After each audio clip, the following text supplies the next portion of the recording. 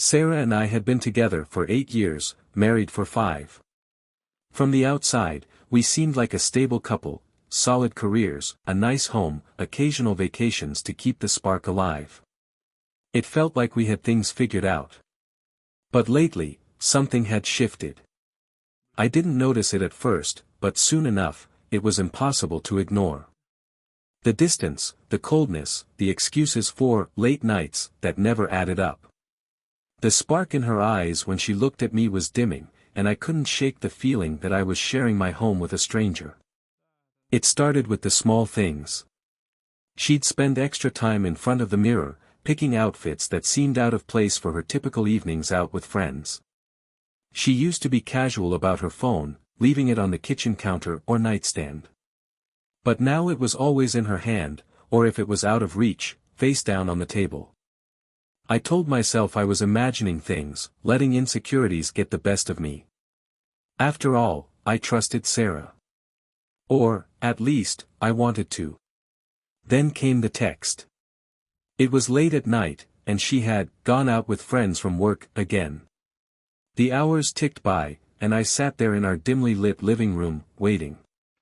I wasn't planning to snoop, I just wanted to know where she was.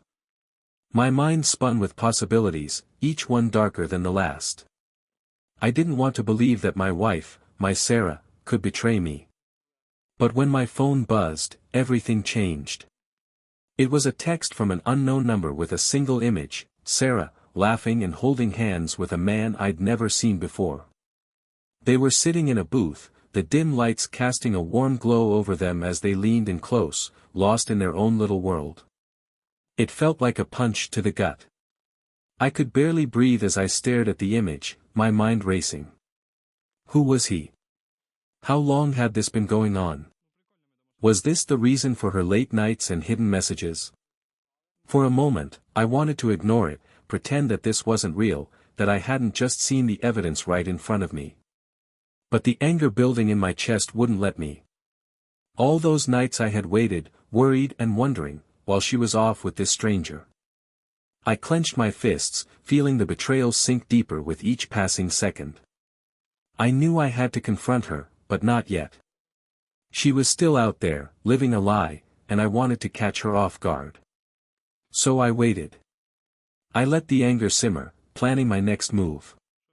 I knew exactly what I wanted to do, and it was going to hit her when she least expected it. I was done playing the fool, done sitting at home wondering while she made a mockery of our marriage. I wasn't just going to confront her, I was going to make sure she felt every bit of the betrayal she dealt to me. The clock ticked past midnight, and still no sign of her. I knew she was out with him, enjoying her secret life, believing she could keep me in the dark forever.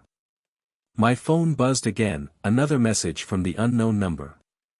This time, it was a short video clip, just a few seconds long, but enough to show her laughing, her hand resting on his arm as if they were more than familiar with each other.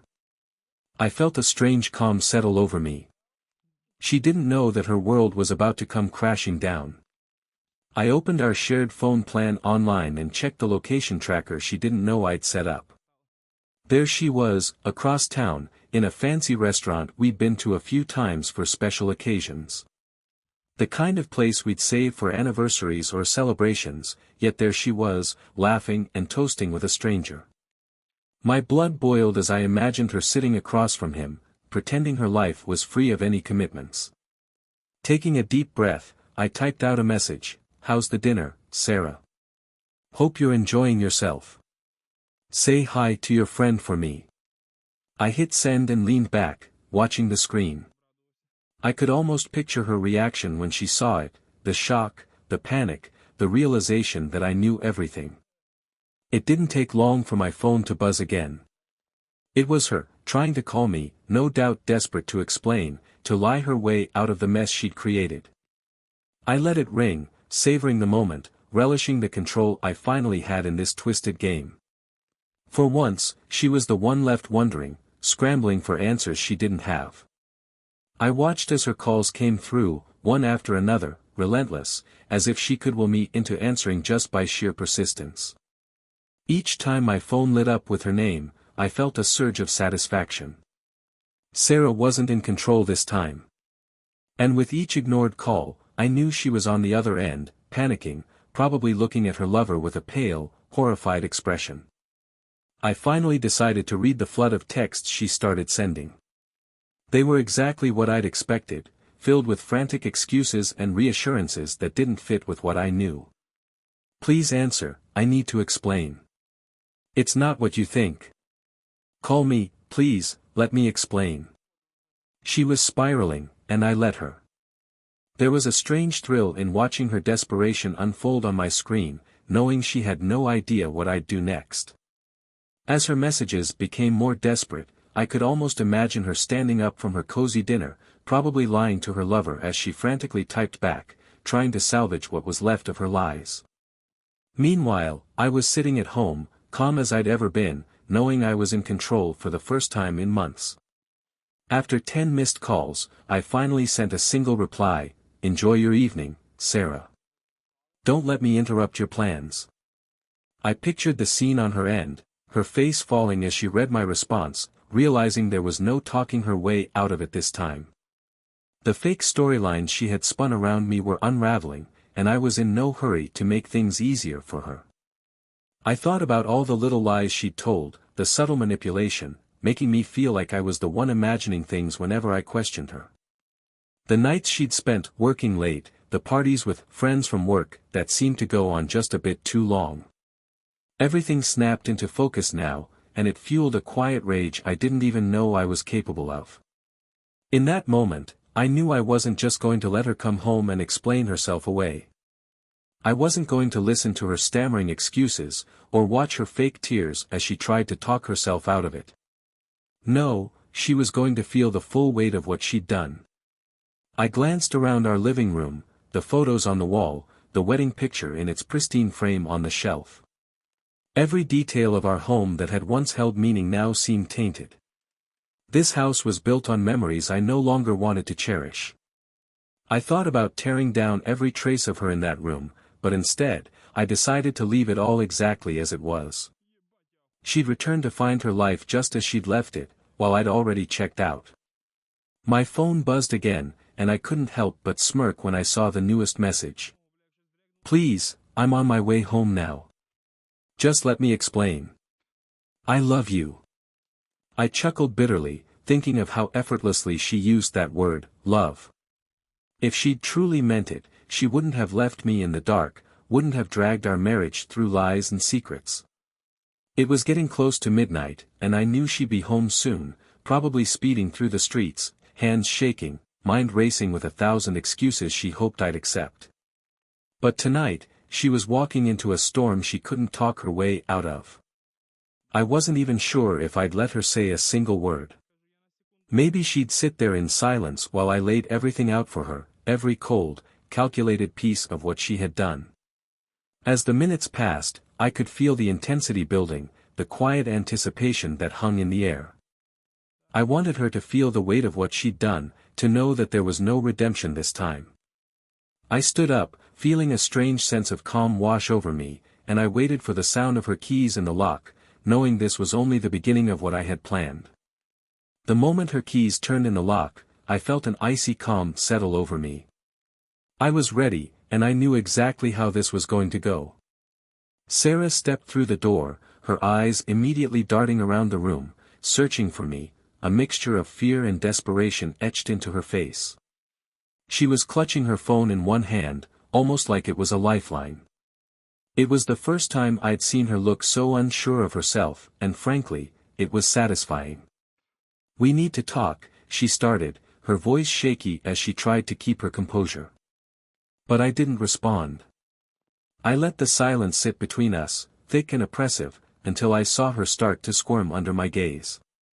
She looked so small standing there, stripped of all her pretense, without any of her carefully crafted lies to hide behind. "Go ahead, Sarah," I finally said, my tone cold and measured. "Tell me what you need to explain." She took a step forward, reaching out as if to touch me, but I backed away, making it clear I didn't want her anywhere near me. The hurt in her eyes was unmistakable, but I couldn't bring myself to care. She'd built this wall between us, and now she was going to feel the weight of it. It was just. I made a mistake, she stammered, eyes darting down as if the floor would somehow give her the answers she needed. I could see her struggling to find the right words, searching for a way to spin this into something forgivable, something she could brush aside as a one-time thing. But I wasn't buying it. A mistake? I echoed, my voice a razor edge. Sarah, do you really think I'm that stupid? Do you think I haven't seen the messages? The photos? I know exactly what you've been doing. I saw the blood drain from her face, her bravado slipping away entirely as she realized just how much I knew. I didn't mean for it to go this far, she said, her voice barely above a whisper. She looked utterly defeated, like a child caught with their hand in the cookie jar, only this time, it wasn't an innocent act, it was the ultimate betrayal. I could tell she was desperately trying to gauge my reaction, hoping to find a hint of forgiveness, a sign that she could still salvage this. But she'd reached the end of that road. So, how long has it been going on? I asked, folding my arms and leaning against the wall, watching as she squirmed. How many late nights with friends were actually with him? I saw the conflict in her eyes, the hesitation as she realized that the truth would only dig her hole deeper, but lying would be even worse. After a long, painful pause, she finally spoke. A few months, she admitted, her voice barely audible. It was just supposed to be a distraction. I never wanted it to hurt you. Her words sounded hollow, pathetic, and I almost laughed at the absurdity of it. She really thought this excuse would make a difference, that I'd somehow feel pity for her and let it slide. A distraction? I repeated, a bitter smile creeping across my face. So that's what you call betraying the person who trusted you, who was building a life with you, distraction. The anger in my voice surprised even me, the intensity of it catching her off guard. She flinched, taking a step back, her eyes brimming with tears. But I wasn't moved. Not anymore. Look, it was a mistake, she cried, her voice breaking as the reality of her situation began to sink in. I know I messed up. I know I hurt you. But I swear, it didn't mean anything. I love you, I do. She was pleading now, practically begging, but all I could feel was a mixture of anger and disgust. You don't get to say that, I shot back, my voice low and controlled. Love isn't something you claim after you've already betrayed it. You don't get to throw around words like that just to make yourself feel better. I could see the devastation on her face, but there was no satisfaction in it, only a sense of finality.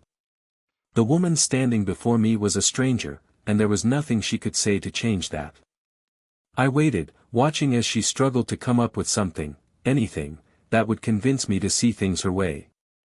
But the silence between us spoke louder than any excuse she could muster. She'd made her choice, and now she had to live with the consequences. The look of realization on her face, the slow dawning that there was no going back, was almost cathartic. What are you going to do? She whispered, her voice trembling. For the first time, she seemed to grasp the gravity of what she'd done. She was realizing that this wasn't just an argument we'd brush off the next day, that I wasn't going to forgive and forget. This was the end, and there was no saving it. I don't know yet, I said, keeping my tone as neutral as possible. But I do know that things will never be the same. I saw the terror in her eyes, the frantic way she looked at me, hoping I'd take it back, say something, anything, that would give her a glimmer of hope. But I was done with hope. She'd snuffed it out the moment she decided that our marriage was worth gambling away. She sank to the floor, her hands covering her face as she broke down, sobbing. I watched her, detached, the person I'd once loved reduced to a pitiful shadow of herself. She was facing the consequences of her actions, and I wasn't going to save her from them. Not this time. I walked away from her, leaving her collapsed on the floor, her sobs echoing through the house. It felt surreal, like I was watching someone else's life fall apart. I'd spent so many years putting her first, making sure she was happy, sacrificing pieces of myself to keep our marriage strong. And now, in this moment, I realized how one-sided it had all been. I went into the kitchen, grabbed a glass of water, and leaned against the counter, letting the events of the past hour settle over me. I had imagined 100 different scenarios if I ever discovered she'd been unfaithful, but nothing could have prepared me for the coldness I felt toward her now. She was a stranger, an uninvited guest in a life we'd once built together. After a few minutes, I heard her get up, shuffling into the kitchen, eyes red and swollen.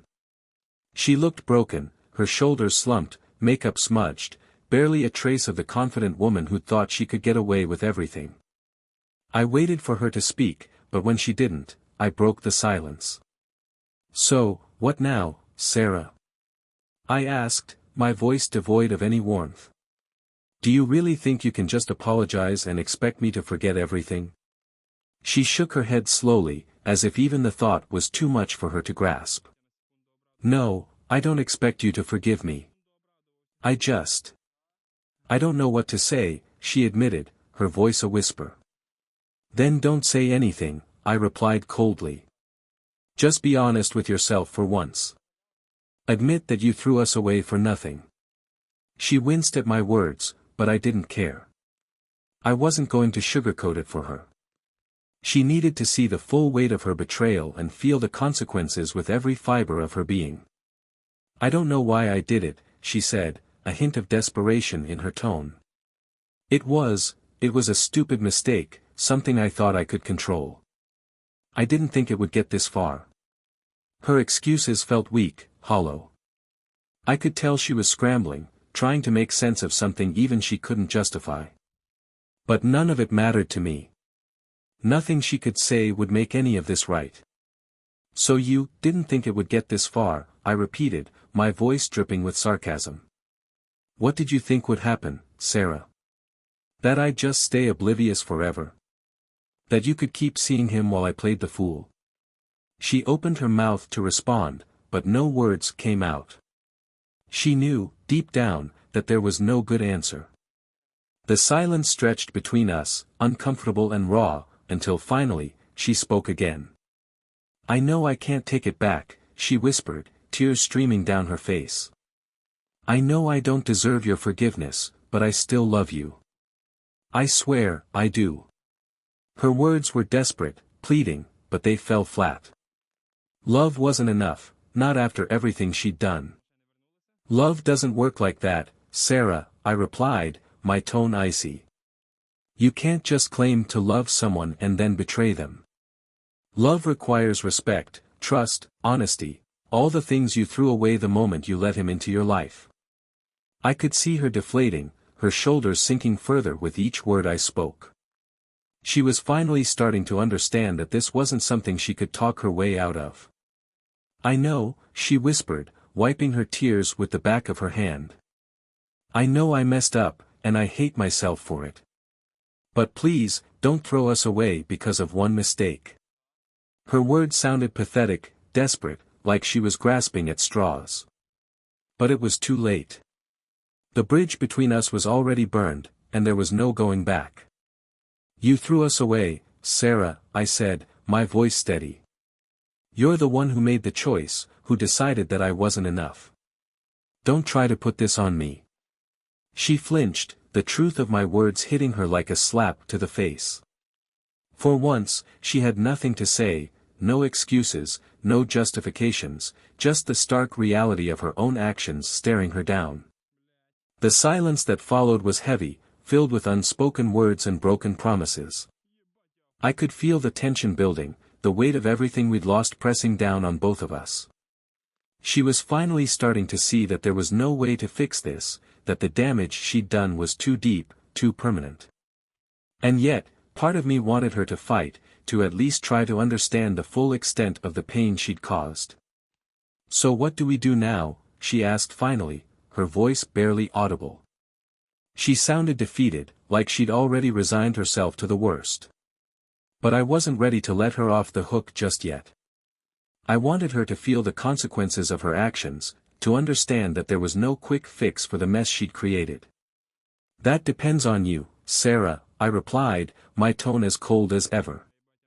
If you want to try and fix this, it's going to take a lot more than empty words and apologies. You're going to have to earn back every ounce of trust you've lost, and I don't know if you're even capable of that. Her face fell, the weight of my words sinking in. She knew that this was her last chance, that I wasn't going to give her an easy way out. I'll do whatever it takes, she whispered, her voice filled with desperation. I'll prove to you that I'm sorry, that I still love you. Just, please, give me a chance. I looked at her, feeling a mix of anger, hurt, and something I couldn't quite define.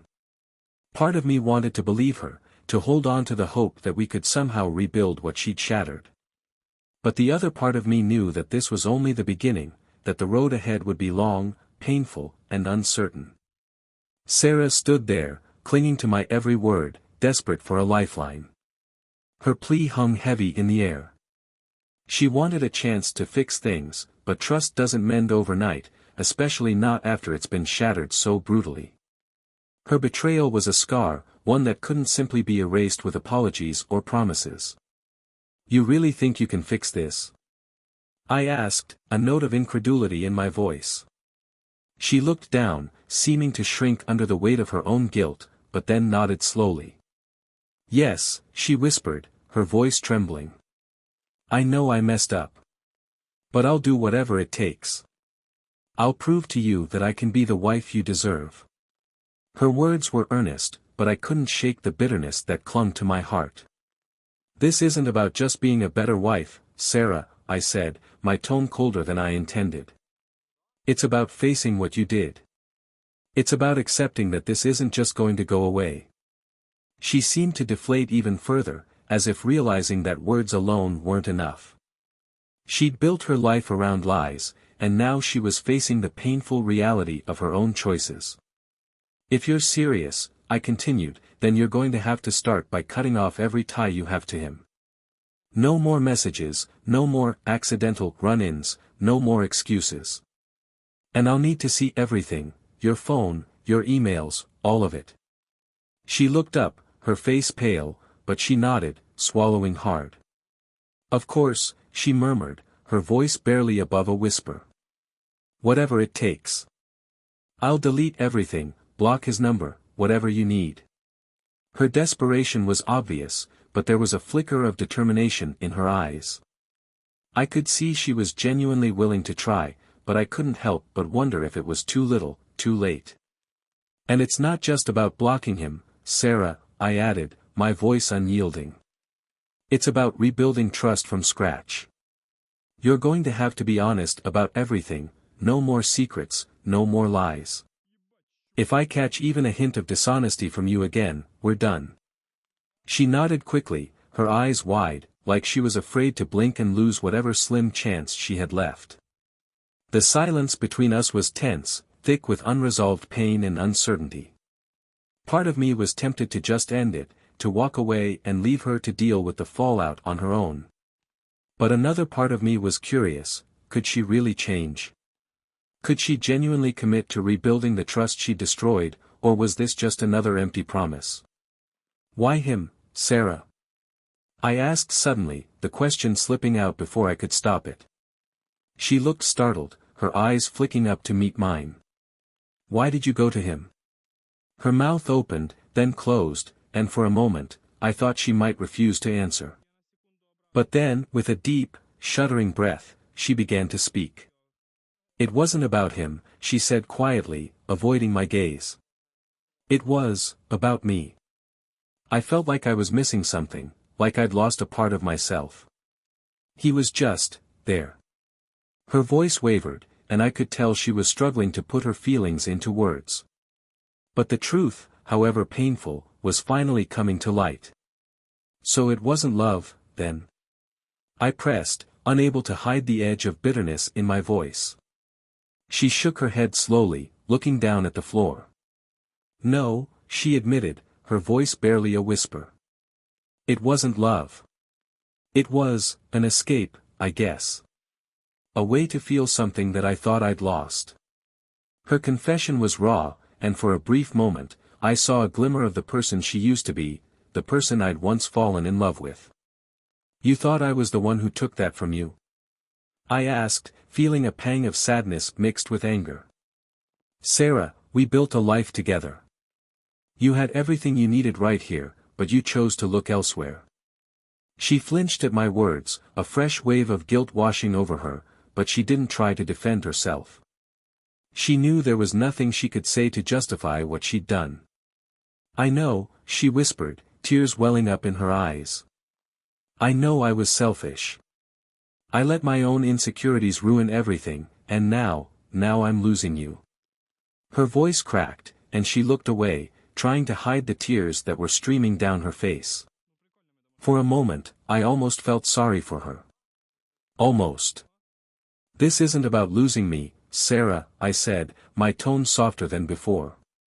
This is about facing the consequences of your actions. You can't undo what's been done, and there's no guarantee that I'll ever trust you again.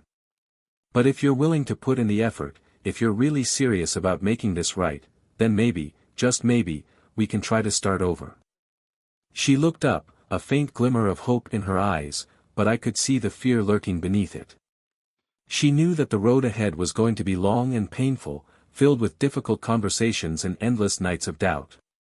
But for the first time, I saw a determination in her gaze, a genuine desire to make things right. I'll do whatever it takes, she whispered, her voice steady but filled with emotion. I don't deserve a second chance, but if you'll give me one, I promise I won't let you down. Her words were sincere, but I could still feel the lingering ache of betrayal in my heart. Forgiveness wouldn't come easily, and the scars would never truly fade. But maybe, just maybe, we could find a way to move forward. As Sarah and I sat in the kitchen, the weight of our conversation hung heavy in the air. I could see her trying to gather her thoughts, searching for the right words to explain herself, but nothing seemed adequate. I wasn't sure how I felt about her promises. Trust is fragile, once broken, it's nearly impossible to restore. Yet, part of me wanted to believe in the possibility of redemption. You need to understand something, I said finally, my voice steady. This is not just about you. Your actions have consequences for both of us. You've hurt me in ways you can't even begin to comprehend. I could see her nodding, tears still glistening in her eyes. She looked smaller, more vulnerable than I'd ever seen her. For all the confidence she had shown before, she now seemed utterly lost. I know that, she replied, her voice trembling. I'm not asking for your forgiveness just because I want to feel better. I want to fix this, even if it takes forever. Her sincerity was evident, but the question loomed, could she truly commit to this path of healing? I studied her for a moment, searching for any signs of insincerity, but found none. The gravity of the situation seemed to be sinking in for her. So what does this look like moving forward? I asked, trying to ground the conversation in practical steps. You need to know that I'm not going to just accept your word for it. You have to prove that you're willing to change. She nodded, swallowing hard as if the task was already daunting. I'll be transparent. I'll let you see everything, my phone, my messages, all of it, she promised. I'll even cut ties with my friends who knew about this. I want you to know I'm serious. It was a good start, but I needed more than just assurances. This isn't just about being open, it's about understanding the root of what drove you to betray me in the first place. You're right, she said, her voice barely above a whisper. I've been feeling lost for a long time. It's like I got caught up in my own insecurities and forgot what really mattered. As she spoke, I could see a flicker of realization in her eyes, a dawning understanding that her actions stemmed from a deeper issue. But was she ready to confront those feelings head-on? We need to have real conversations about this, I said, shifting the focus. If we're going to work through this, we need to dig deeper. We need to understand what went wrong. Her eyes widened, and I could see the fear creeping in. It's going to be uncomfortable, but it's necessary if we're going to rebuild. I'm ready, she replied, a newfound determination in her voice. I want to be honest about everything. I'll go to therapy if that's what it takes.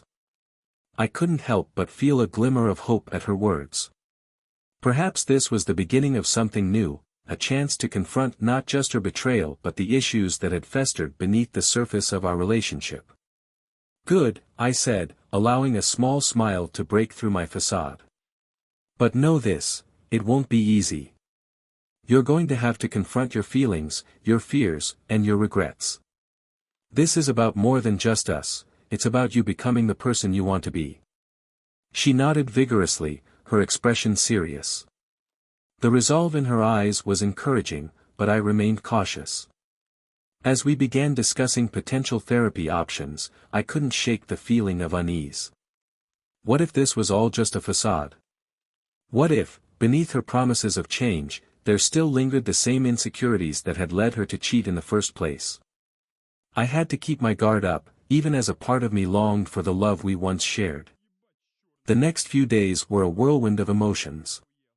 We made arrangements for her to see a therapist, and I decided to join her for a session as a show of solidarity. We had both been through so much, and I realized that if we were going to heal, we needed to face our demons together.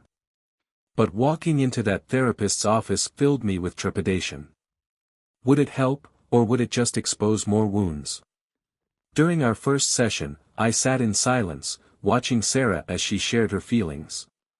The therapist guided her, asking questions that probed into her past and her insecurities. I could see Sarah beginning to unravel, piece by piece, as she confronted the emotions that had driven her to infidelity.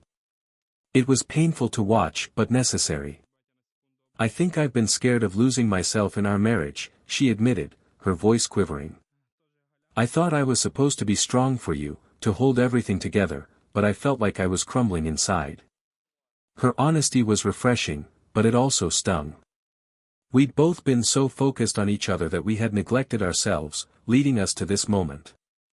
As the weeks turned into months, Sarah continued her therapy, and I began to see glimmers of change. She became more open, more willing to confront her feelings instead of burying them. It was exhausting, but it felt necessary.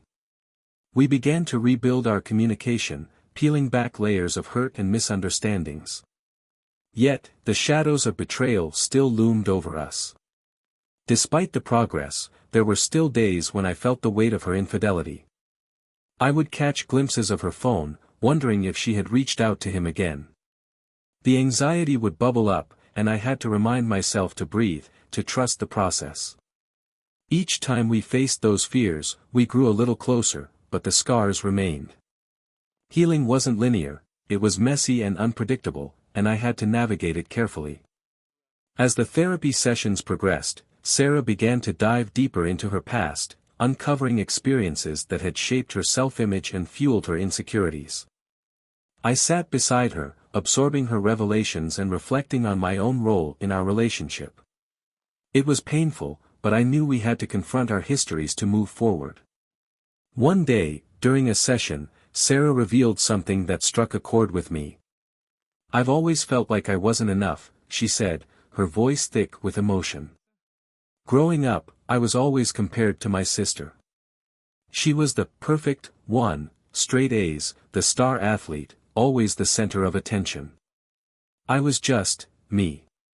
It made me feel invisible. I could see the hurt in her eyes, the years of feeling inadequate crashing down on her.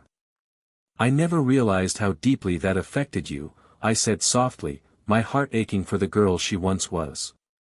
But you are enough, Sarah. You always have been. She looked at me, a mix of gratitude and sorrow crossing her features. It's hard to believe that when you feel like you're always living in someone else's shadow, she admitted, wiping away fresh tears. What if we focused on building you up instead of tearing you down? I suggested, the thought forming in my mind. What if we made it a priority to celebrate your accomplishments, no matter how small? She nodded slowly, a spark of hope igniting in her eyes. I'd like that, she said, her voice firm. I want to be someone I'm proud of, someone who doesn't feel the need to seek validation from anyone else. As we continued to explore her past, I began to see the patterns that had led her to make the choices she had. Each revelation felt like a piece of the puzzle falling into place. She wasn't just a woman who cheated, she was a person struggling with her identity, seeking something she felt was missing. It was hard not to empathize with her, but it also angered me to realize how her insecurities had affected our marriage. On the flip side, I began to reflect on my own insecurities. As much as I wanted to blame Sarah for her betrayal, I recognized that I had also played a part in our struggles. I had become complacent, failing to communicate my own needs and desires. It was a wake-up call, a reminder that both partners in a relationship must actively nurture their bond. One evening, after a particularly intense session, we sat on the couch together, our hearts open and raw. I took a deep breath and turned to her. What if we tried to reconnect on a deeper level? I suggested hesitantly. We need to rebuild our emotional intimacy. Let's make time for each other again, date nights, spontaneous adventures, just us. Her face brightened at the idea, and for a moment, the shadows of betrayal seemed to lift. I'd love that, she replied, a genuine smile spreading across her lips. We've let life get in the way for too long. It's time to prioritize each other again. I felt a rush of excitement at the thought, the possibility of rediscovering the love that had once burned so brightly between us. The following weekend, we planned our first date night in years.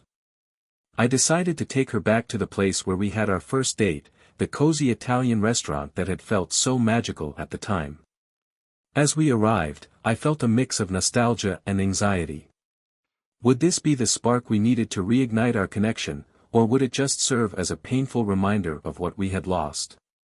As we settled into our booth, I watched Sarah's face light up at the familiar surroundings. I can't believe we're back here, she said, her eyes sparkling. It feels like a lifetime ago.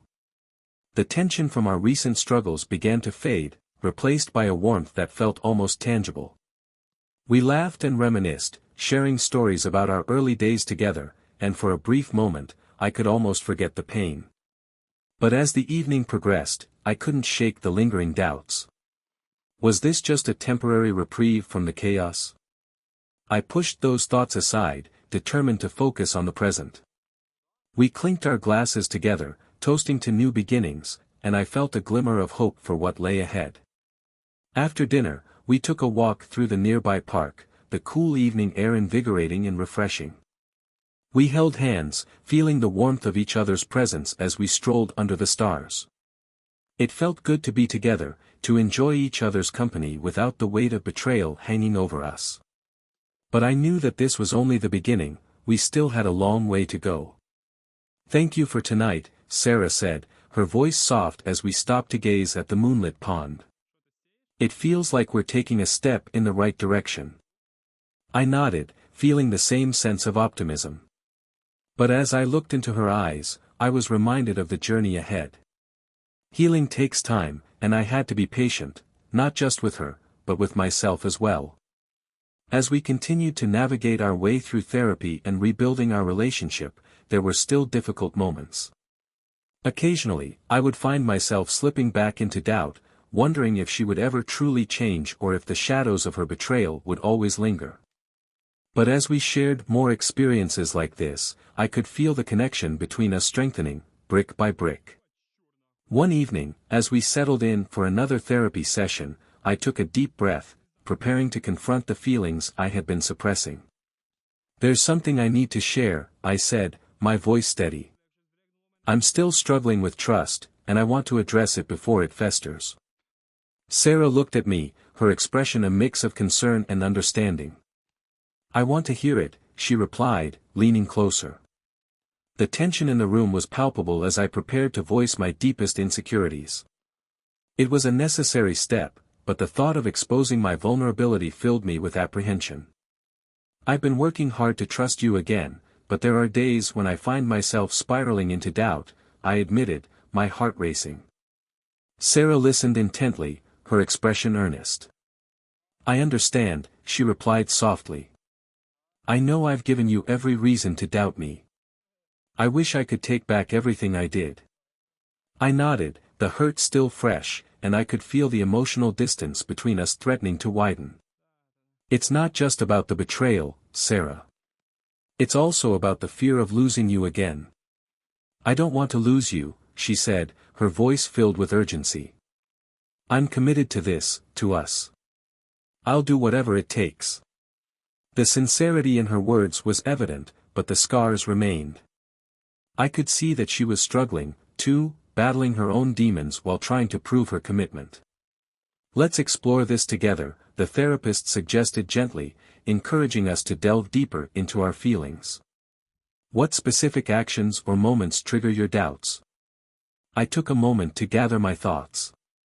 It's the little things, sometimes it's just a text notification, or the way she laughs at a joke that reminds me of him. It sends me spiraling. I can understand that, the therapist replied, looking at Sarah. Have you thought about how you can reassure him during those moments? I could see Sarah's mind racing as she pondered the question. I guess I could try to be more open about my phone, not hide anything from him, she said slowly, considering the implications. And what about your feelings, Sarah? How do you feel when he expresses his doubts? The therapist turned the focus back to her, and I watched as she reflected on my struggles. I feel helpless, she admitted. I hate that I've put him through this. I want to show him that I'm worth trusting again. Then let's work on creating a plan together, the therapist suggested, guiding us through the process. We began brainstorming ways for Sarah to reassure me, daily check-ins, transparency about her feelings, and even sharing her phone openly. It felt like a small step, but I knew it was a crucial one. As the session wrapped up, I felt a mixture of relief and apprehension. This was just one piece of a much larger puzzle, and I knew that healing would take time. But I felt a renewed sense of hope as we walked out of the office together. Perhaps we could forge a new path, one built on communication and honesty. In the weeks that followed, we continued to build on our progress. Sarah made an effort to be more transparent, often showing me her phone and including me in her conversations. It felt foreign at first, but with each passing day, I found myself softening, allowing the walls I had built around my heart to crumble a bit more. However, there were still days when the doubts crept in. I'd catch myself staring at her phone, wondering if she was really being honest. I had to remind myself that rebuilding trust was a process, not an overnight transformation. Each day was a test, a step forward into the unknown. One evening, as we sat on the couch together, I decided to confront my feelings head-on. I'm still struggling with trusting you completely, I admitted, my voice heavy with vulnerability. I know you're doing your best, but I can't help but feel anxious. Sarah looked at me, her expression understanding. I want to hear it all, even if it's hard to say, she encouraged. It's just. I see the way you talk to your friends, and I wonder if you're still hiding things from me, I confessed. I don't want to feel this way, but I can't help it. I watched as her eyes widened, a look of concern washing over her face. I promise you, I'm not hiding anything. I want to be an open book, she said urgently. Then let me be a part of that world, I replied, my voice steadier now. I want to meet your friends, understand your life outside of this house. It's hard to trust when I feel like I'm on the outside looking in. Her expression softened, and I could see her processing my request. You're right, she admitted, her voice thick with emotion. I should have done that from the beginning. You should never feel like an outsider in my life. I'll introduce you to everyone, and I'll make sure you feel included. I felt a flicker of hope at her words, but I knew it would take time for the fears to fully dissipate. As the days turned into weeks, Sarah kept her promise, introducing me to her friends and including me in her life. It was a healing experience, one that allowed us to redefine our relationship on a new foundation of openness. But even amidst the progress, I still carried the scars of betrayal, reminding myself that healing was a journey we had to navigate together. The months passed, and while we made progress in rebuilding our relationship, the shadows of Sarah's betrayal loomed like storm clouds over our heads. No matter how many steps forward we took, I could still feel the weight of her actions dragging us down. The truth is, betrayal doesn't just affect the moment, it echoes through every corner of your life. One fateful day, I received a message from one of Sarah's friends, inviting us to a gathering. It seemed harmless enough, a chance to socialize and strengthen our connection. But when I looked at the list of attendees, my stomach twisted in knots. "He's going to be there," I muttered under my breath, recalling the name of the man Sarah had cheated with. "Who?" Sarah asked, peering over my shoulder. I felt a rush of anger as I pointed to the name. "You know damn well who. The last person I want to see right now." Her face fell, and I could see the apprehension in her eyes. "I didn't think he would be there," she said softly. "But if you don't want to go, we don't have to." I stared at her, the internal conflict raging within me. What kind of message would it send if we don't go? I snapped. "You want to prove you're committed to rebuilding our relationship, but avoiding him only reinforces the shadow he casts over us." She opened her mouth to respond, but I raised a hand, cutting her off. "It's not fair to either of us," I continued, my voice steady but firm. "We have to face this, even if it's uncomfortable. If we want to truly move on, we need to show that he doesn't have power over our lives anymore." Sarah nodded slowly, her eyes reflecting the gravity of the situation. "Okay, let's go. Together." Her determination was admirable, but I could see the fear lurking beneath her surface. The day of the gathering arrived, and as we got ready, I could feel the tension mounting. I dressed carefully, wanting to look confident but not overly flashy. When we arrived, the atmosphere was charged with excitement and laughter, yet I felt like I was walking into a battlefield. As we entered the room, I scanned the crowd, my heart racing as I searched for his face. When I finally spotted him, standing in the corner with a group of friends, a wave of anger surged through me. I felt Sarah's hand slip into mine, a small gesture of reassurance. "We're in this together," she whispered, but I could sense her own apprehension. As the night progressed, I tried to keep my focus on Sarah, engaging in conversations and attempting to push my unease aside. But the moment I saw him approach, my heart dropped. "Hey, Sarah," he called out, flashing a smile that made my blood boil. "Great to see you." Sarah turned to him, and for a split second, I saw a flicker of surprise in her eyes. "Hey. It's been a while," she replied, forcing a smile that didn't quite reach her eyes. I could feel the tension in the air, and the weight of the moment hung heavy between us. "You guys still together?" he asked casually, as if the past didn't exist. I clenched my fists, the anger bubbling beneath the surface. "Yeah, we are," I replied, my voice laced with barely contained rage. "And we're working on our relationship." The words felt like a declaration of war, and I was prepared to defend our love at all costs.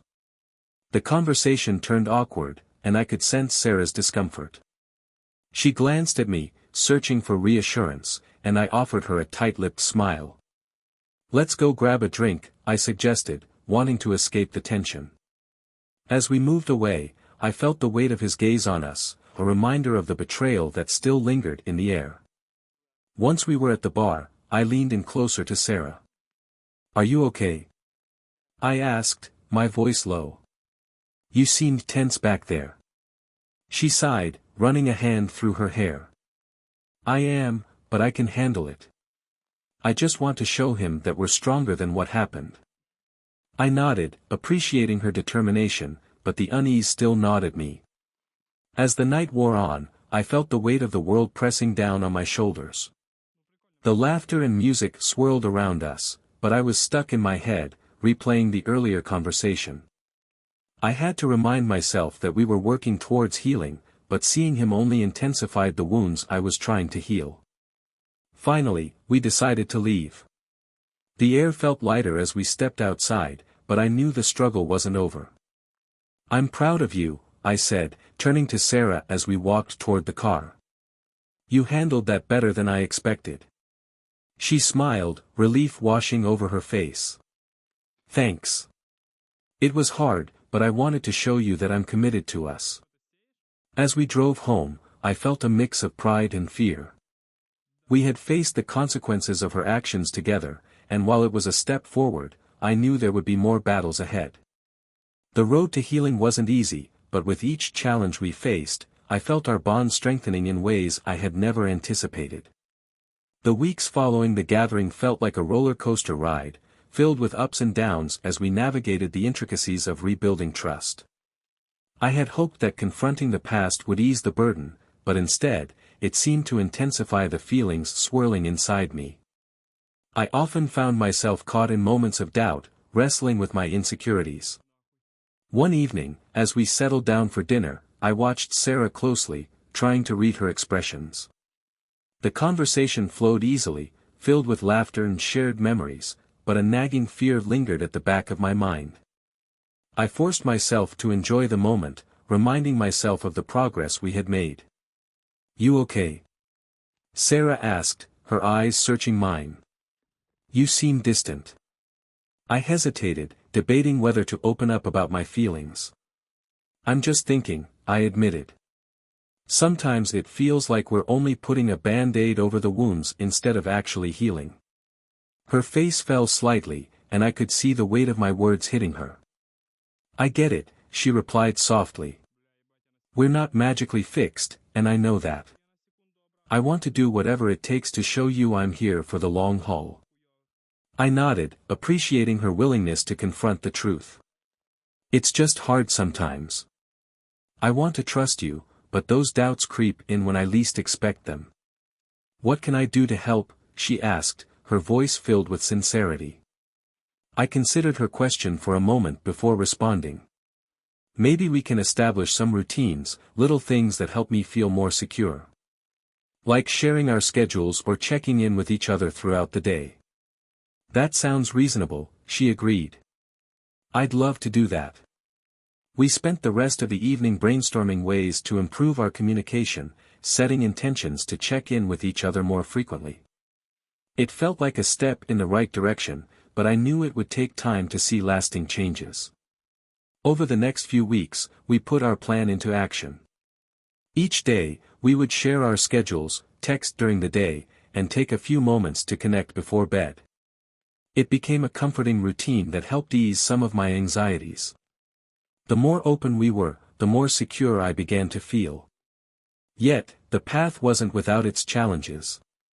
There were moments when I'd catch myself spiraling into doubt, wondering if I could ever fully trust Sarah again. On one particularly tough day, I found myself staring at her phone, my heart racing with insecurities. The urge to check her messages was strong, but I knew I had to resist. "What's going on?" Sarah asked, noticing my unease. I sighed, feeling defeated. "I don't know. I just feel anxious today, like something's off." She reached out, placing a comforting hand on mine. "We can talk about it. You can always share your feelings with me." "I want to trust you," I admitted, my voice barely above a whisper. "But there are moments when it feels impossible. I don't want to feel this way." Sarah nodded, her eyes filled with understanding. "I can't change the past, but I can promise to work hard every day to earn your trust. I love you, and I want this to work." Her words were a balm to my wounded heart, and I felt a flicker of hope rekindling. "I love you too," I replied, squeezing her hand. "Let's keep working at this together." As the weeks turned into months, I began to realize that rebuilding trust was a gradual process, one that required patience and commitment from both of us. On one memorable weekend, we decided to take a short trip to the mountains, seeking solace in nature and a chance to reconnect. As we hiked through the trails, surrounded by towering trees and the crisp mountain air, I felt a sense of peace wash over me. The beauty of our surroundings reminded me of the love we had shared, the moments that had brought us together. "This feels good," I said, glancing over at Sarah, who was beaming with happiness. "Just being away from everything." She nodded in agreement, and I could see the weight of our struggles lifting, even if only temporarily. We paused to take in the view, the sun setting over the horizon, casting a golden glow across the landscape. "I feel so grateful for this moment," Sarah said, her voice filled with emotion. "No matter what we've been through, I want to cherish the good times." I couldn't help but smile at her sincerity. "Me too. This is what I want for us, moments of joy, laughter, and connection." As we stood there, hand in hand, I realized that healing wasn't about erasing the past, it was about building a new future together, one step at a time. The road ahead was still uncertain, but with each passing day, we were learning to trust in each other again. Just when I thought we were making progress, life threw us a curveball. One day, as I was leaving work, I received a phone call from Sarah.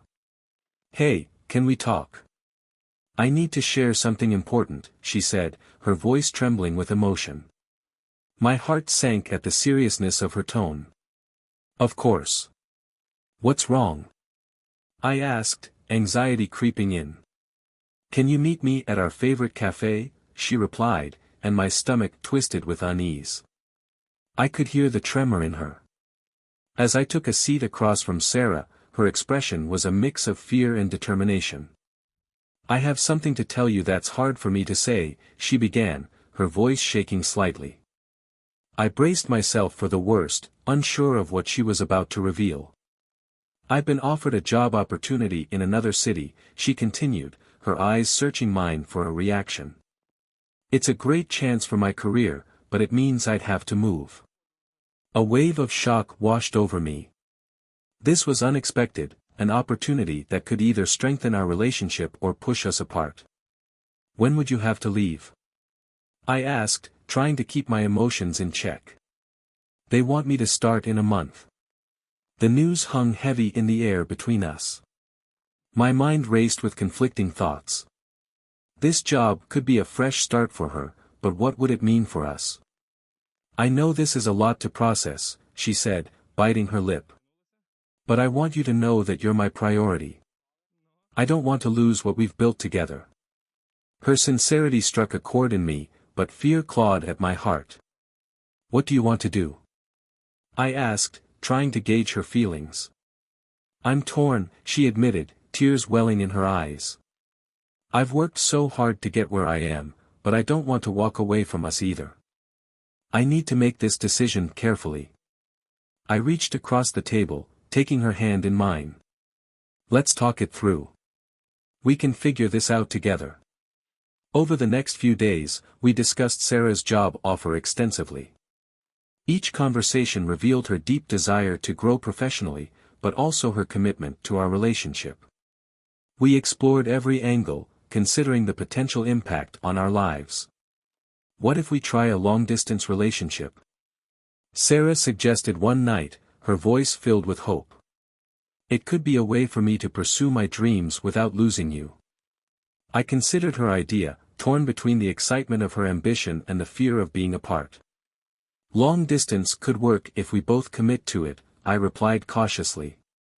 "But it won't be easy. We'd need to communicate even more and visit each other regularly." Sarah nodded, her eyes shining with determination. "I'm willing to make that effort if you are." After much deliberation, Sarah made her decision. "I'm going to take the job," she said, her voice steady. "I believe in us, and I think we can make this work." Her confidence inspired me, and I felt a renewed sense of hope. "If you believe it's the right choice, then I'll support you." We spent the following weeks preparing for the transition, both excited and anxious about the future. The thought of her moving was bittersweet, but knowing that we were on the same page gave me the strength to embrace this new chapter. On the day of Sarah's departure, we stood at the door of her new apartment, surrounded by boxes and the remnants of her life here. I couldn't shake the feeling of loss, but I also felt a surge of pride for her courage. "This is just the beginning," she said, her eyes sparkling with excitement. We shared a long embrace, filled with unspoken words and promises. "No matter what happens, I'm here for you," I whispered, my heart heavy yet hopeful. "We'll get through this." She smiled, the warmth of her gaze reassuring me that our love could withstand the distance. As she drove away, I felt a mixture of sadness and excitement for her journey ahead.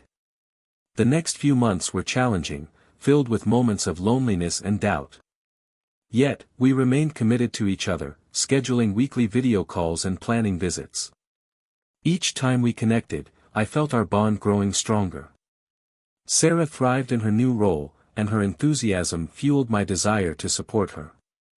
I cheered her on from afar, reminding myself that we were in this together, no matter the miles between us. Gradually, I learned to embrace the changes, finding joy in our progress. We celebrated small victories, her achievements at work and our growing communication skills, while acknowledging the struggles that came with long distance. 6 months later, Sarah returned for a visit, and I could hardly contain my excitement. As I waited for her at the airport, my heart raced with anticipation. When I finally saw her, we ran into each other's arms, a whirlwind of emotion crashing over us. "I missed you so much," she exclaimed, tears of joy streaming down her face. "Being apart was hard, but it made me realize how much I love you." We spent the weekend reconnecting, reminiscing about the past while creating new memories together. One evening, as we strolled through a local park, I felt the warmth of her hand in mine and knew I had to ask the question that had been weighing on my mind. "What do you think about moving back?" I asked, my voice steady but my heart pounding.